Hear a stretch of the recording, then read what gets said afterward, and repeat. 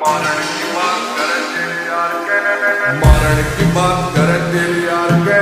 औकात बार है छोरा राव साहब के, मजाक थोड़ी है रह जोन सा बीमार बेटा हाथ लावेगा साला पछताएगा ना सुखी पावेगा। सुन कान बोल गए ओ गुलामी ना होवे देख किसे साले की, सुन तेरे यार राव साहब के।